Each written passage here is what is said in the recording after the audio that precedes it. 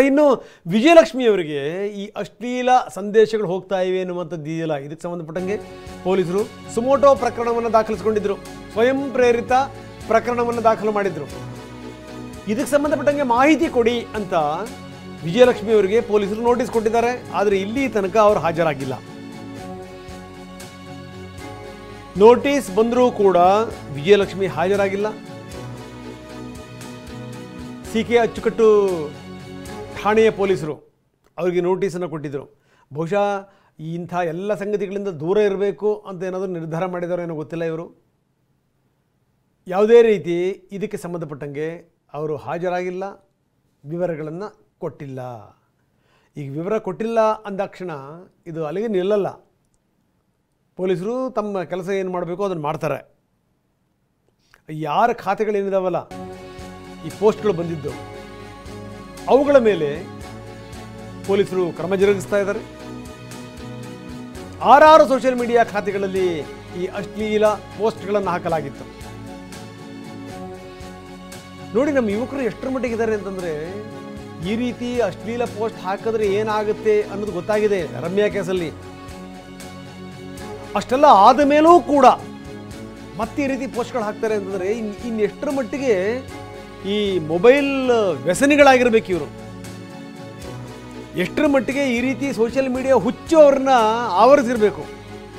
ಏನು ಬೇಕಾದ ಮಾಡ್ಬೋದು, ಯಾರು ಕೇಳ್ತಾರೆ ಬಿಡಿ ಅನ್ನುವಂಥ ಒಂದು ಮನೋಭಾವನೆ ಇದೆಯಲ್ಲ, ಅದು ಈ BNS ಸೆಕ್ಷನ್ 75 ಮತ್ತು 79 ಅಡಿನಲ್ಲಿ ಯಾರೂ ಖಾತೆಗಳ ವಿರುದ್ಧ ಪ್ರಕರಣ ದಾಖಲಾಗಿದೆ. ಈಗ ಹಿಂದೆ ದರ್ಶನ್ ಅಭಿಮಾನಿಗಳು ಈ ರೀತಿ ಮೆಸೇಜ್ ಹಾಕಿದರು ಅಂಥೇಳಿ ರಮ್ಯಾ ಇದರ ಬಗ್ಗೆ ದನಿ ಎತ್ತಿದ್ರು. ಇಡೀ ಚಿತ್ರರಂಗ ಅವರಿಗೆ ಬೆಂಬಲ ವ್ಯಕ್ತಪಡಿಸಿತ್ತು. ಅದಾದಮೇಲೆ ಕೆಲವ್ರನ್ನ ಒದ್ದೊಳಗಡೆ ಹಾಕಲಾಯಿತು. ಅದಾದಮೇಲೆ ಆದರೂ ನಿಲ್ಲುತ್ತೆ ಅಂತ ಅಂದ್ಕೊಂಡಿದ್ವಿ ನಾವು. ಇಲ್ಲ, ನಿಲ್ಲಲ್ಲ. ಯಾಕಂದರೆ ಹುಚ್ಚರ ಸಂಖ್ಯೆ ಜಾಸ್ತಿ ಇದೆ ಜಗತ್ತಲ್ಲಿ. ಅವ್ರಿಗೆ ಏನಾದರೂ ತಿಕ್ಲಾಟಗಳನ್ನು ಮಾಡ್ತಿರಬೇಕು, ಇಲ್ಲಾಂತಂದರೆ ಜೀವಕ್ಕೆ ಸಮಾಧಾನ ಇರಲ್ಲ. ಬನ್ನಿ, ನಮ್ಮ ಪ್ರತಿನಿಧಿ ಮಂಗಳಾ ಈಗ ನಮ್ಮೊಂದಿಗೆ ನೇರ ಸಂಪರ್ಕದಲ್ಲಿದ್ದಾರೆ. ಮಂಗಳಾ, ಏನಿದು 6 ಖಾತೆಗಳ ವಿರುದ್ಧ ಈಗ ಪೊಲೀಸರು ಕ್ರಮ ಜರುಗಿಸ್ತಾ ಇರುವಂಥದ್ದು. 2 ಬಾರಿ, ಅಂದರೆ ಈಗಾಗಲೇ 1 ಬಾರಿ ನೋಟಿಸ್ ಕೊಟ್ಟಿದ್ದಾರಂತೆ. ನೋಟಿಸ್ ಕೊಟ್ಟರು ಕೂಡ ವಿಜಯಲಕ್ಷ್ಮಿ ಹಾಜರಾಗಿಲ್ಲ. ಇಂಥ ವಿಚಾರಗಳಿಂದ ದೂರ ಇರಬೇಕು ಅನ್ನುವಂಥ ಕಾರಣದಿಂದ ಹಾಜರಾಗಿಲ್ವಾ, ಅಥವಾ ಮುಂದಿನ ದಿನಗಳಲ್ಲಿ ಹಾಜರಾಗಬಹುದಾ? ಏನು ನಡೀತಾ ಇದೆ ಮಂಗಳಾ?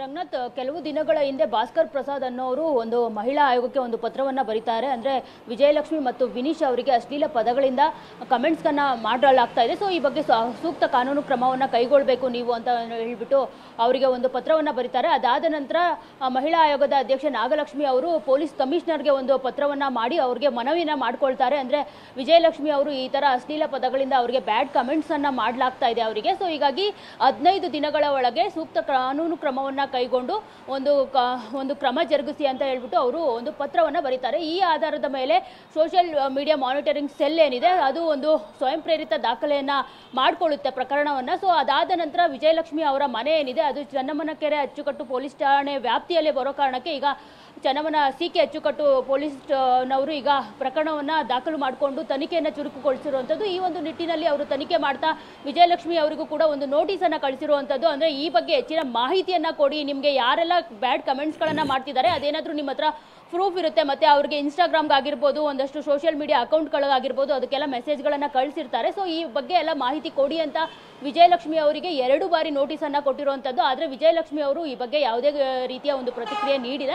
ಮತ್ತು ದರ್ಶನ್ ಅವರು ಜೈಲ್ಗೆ ಹೋದ ನಂತರ, ಅಂದರೆ ಮೊದಲ ಬಾರಿಗೆ ಜೈಲ್ಗೆ ಹೋದಾಗಲೂ ಕೂಡ ವಿಜಯಲಕ್ಷ್ಮಿ ಅವರು ಈ ಥರದ್ದೊಂದು ಬ್ಯಾಡ್ ಕಮೆಂಟ್ಸ್ಗಳನ್ನು ಫೇಸ್ ಮಾಡಿದ್ರು. ಜೊತೆಗೆ ಈಗಲೂ ಕೂಡ, ಅಂದರೆ ಮತ್ತೆ ಜೈಲು ಪಾಲಾದ ನಂತರ ಇದು ಹೆಚ್ಚಾಗಿರುವಂಥದ್ದು. ಈಗ ಆಲ್ರೆಡಿ ರಮ್ಯಾ ಅವರಿಗೆ ಒಂದಷ್ಟು ಬ್ಯಾಡ್ ಕಮೆಂಟ್ಸ್ಗಳನ್ನು ಕಳಿಸಿ ಏನು ದರ್ಶನ್ ಫ್ಯಾನ್ಸ್ಗಳು ಜೈಲಿನ ಅತಿಥಿಗಳಾಗಿರೋದು ಎಲ್ರಿಗೂ ಗೊತ್ತಿರುವಂಥದ್ದೇ. ಆದರೂ ಕೂಡ ಇದು ನಿಲ್ತಿಲ್ಲ. ಯಾರು ಏನು ಮಾಡೋದಕ್ಕಾಗಲ್ಲ, ಅವ್ರು ಮಾಡಿದ್ರು ನಾವು ಮಾಡ್ತೀವಿ, ನಾವು ಮಾಡಿದ್ರು ಅವ್ರು ಮಾಡ್ತೀವಿ ಅಂತ ಹೇಳ್ಬಿಟ್ಟು ಇದನ್ನೇ ಮುಂದುವರಿಸ್ಕೊಂಡು ಹೋಗ್ತಿರುವಂಥದ್ದು. ಸದ್ಯಕ್ಕೆ ಏನು ಸಿಕೆ ಅಚ್ಚುಕಟ್ಟು ಪೊಲೀಸ್ನವರು ತನಿಖೆ ಚುರುಕುಗೊಳಿಸಿರುವಂಥದ್ದು. 6 ಖಾತೆಗಳನ್ನು ಅವರು ಈಗ ಆಲ್ರೆಡಿ ಕಂಡು ಹಿಡಿದಿರುವಂಥದ್ದು. 6 ಖಾತೆಗಳ ID ಆಗಿರ್ಬೋದು, IP ಅಡ್ರೆಸ್ಗಳಾಗಿರ್ಬೋದು, ಅದೆಲ್ಲ ತನಿಖೆ ಮಾಡ್ತಿರುವಂಥದ್ದು. ಸೊ ತನಿಖೆ ಮಾಡಿ ಯಾರು ಏನು ಯಾವ ಥರ ಮಾಡಿದ್ದಾರೆ ಅವ್ರಿಗೆ ಕಮೆಂಟ್ಸ್ಗಳನ್ನು ಅಂತ ನೋಡ್ಬಿಟ್ಟು ಅವರು ಸೂಕ್ತ ಕಾನೂನು ಕ್ರಮವನ್ನು ಸದ್ಯದಲ್ಲೇ ಕೈಗೊಳ್ತಿರುವಂಥದ್ದು. ರಂಗನಾಥ್, ಓಕೆ, ಧನ್ಯವಾದ ತಮ್ಮೆಲ್ಲ ಮಾಹಿತಿಗೆ.